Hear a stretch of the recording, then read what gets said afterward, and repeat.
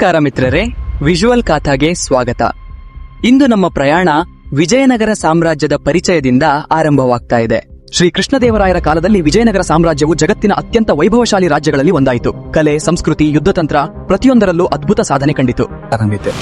ಆದರೆ ಈ ಶಕ್ತಿಯನ್ನು ಬಿದರ್, ಬಿಜಾಪುರ, ಅಹಮದ್ ನಗರ ಮತ್ತು ಗೋಲ್ಕೊಂಡ ಸುಲ್ತಾನತೆಗಳ ಸವಾಲುಗಳು ಸುತ್ತುವರೆದವು.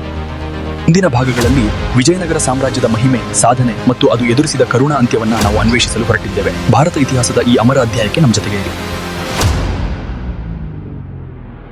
14ನೇ ಶತಮಾನದ ದಕ್ಷಿಣ ಭಾರತ ರಾಜ್ಯಗಳ ನಡುವಿನ ಅಶಾಂತಿ, ಯುದ್ಧಗಳ ಹೊಗೆ ಮತ್ತು ಜನರ ಮನಸ್ಸಿನಲ್ಲಿ ಆಳವಾದ ಅನಿಶ್ಚಿತತೆ. ಆದರೆ ಆ ಗದ್ದಲದ ನಡುವೆ ಮುಂದು ಹೊಸ ಬೆಳಕು ಮೆರೆಯಿತು. ಇತಿಹಾಸದ ದಿಕ್ಕನ್ನೇ ಬದಲಾಯಿಸುವ ಬಲ ಹೊಂದಿದ ಒಂದು ಸಾಮ್ರಾಜ್ಯ.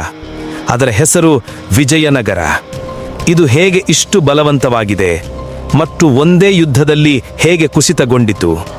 ಇದೀಗ ಆ ಕಥೆಯೊಳಗೆ ನಾವು ಪ್ರವೇಶಿಸುತ್ತೇವೆ.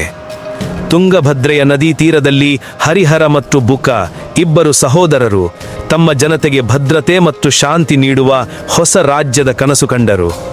ಕಲ್ಲಿನ ಬೆಟ್ಟಗಳ ಮಧ್ಯೆ ದೇವಾಲಯಗಳ ನೆರಳಲ್ಲಿ ಆ ಕನಸು ರೂಪುಗೊಳ್ಳತೊಡಗಿತು. ಆ ಕನಸೇ ವಿಜಯನಗರ ಸಾಮ್ರಾಜ್ಯ.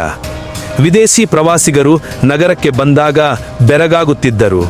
ಬಜಾರಿನಲ್ಲಿ ವಜ್ರ, ಮುತ್ತುಗಳು ಸಾಮಾನ್ಯ ವಸ್ತುವಿನಂತೆ ಮಾರಾಟವಾಗುತ್ತಿತ್ತು.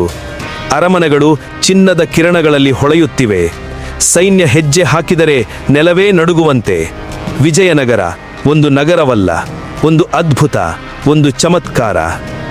ವಿಜಯನಗರ ದಿನದಿಂದ ದಿನಕ್ಕೆ ಬಲವಾಗುತ್ತಿದ್ದಂತೆ ಹೊರಗಿನ 4 ರಾಜ್ಯಗಳು ಬಿಜಾಪುರ, ಗೋಲ್ಕೊಂಡ, ಅಹಮ್ಮದ್ ನಗರ ಮತ್ತು ಬೀದರ ಒಂದೇ ಗುರಿಗೆ ಒಟ್ಟುಗೂಡಿದವು.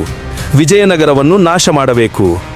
ರಾತ್ರಿಯ ಗುಪ್ತ ಸಭೆಗಳು, ಬತ್ತಿ ಹೋದ ದೀಪಗಳ ನಡುವೆ ರಹಸ್ಯ ಒಪ್ಪಂದಗಳು, ಎಲ್ಲಾ ಸಂಚುಗಳು ಕೊನೆಗ ಒಂದೇ ಕಡೆ ಸೇರಿಕೊಂಡವು. 1565ರ ತಾಳಿಕೋಟೆಯ ಯುದ್ಧದ ಕಡೆ.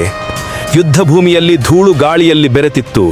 ಕತ್ತಿಗಳ ಸದ್ದು, ಕುದುರೆಗಳ ಅಬ್ಬರ, ಸೈನ್ಯದ ಗರ್ಜನೆ ಪ್ರತಿ ಕ್ಷಣವೂ ಜೀವ ಮರಣದ ಪಣವಾಗಿತ್ತು. ಆ ಬಿರುಗಾಳಿಯಲ್ಲಿ ಒಂದು ವಿಪತ್ತು. ಅಲಿಯಾರಾಮರಾಯ ಬಂಧಿತರಾದ ಕ್ಷಣದಲ್ಲಿ ವಿಜಯನಗರದ ಸ್ಪೈನ್ ಮುರಿದಂತಾಯಿತು.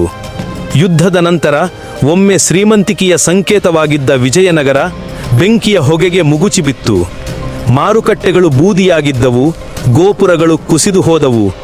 100 ವರ್ಷಗಳ ವೈಭವ ಕೆಲವೇ ಗಂಟೆಗಳಲ್ಲಿ ಭಸ್ಮವಾಯಿತು. ಆದರೂ ಇಂದು ಹಂಪಿಯ ಕಲ್ಲುಗಳು ಮೌನವಾಗಿ ನಿಂತಿದ್ದರು. ಅವು ಹೇಳುವ ಪ್ರತಿಧ್ವನಿ ಒಂದೇ: ನಮ್ಮ ಕಥೆ ಇನ್ನೂ ಮುಗಿದಿಲ್ಲ.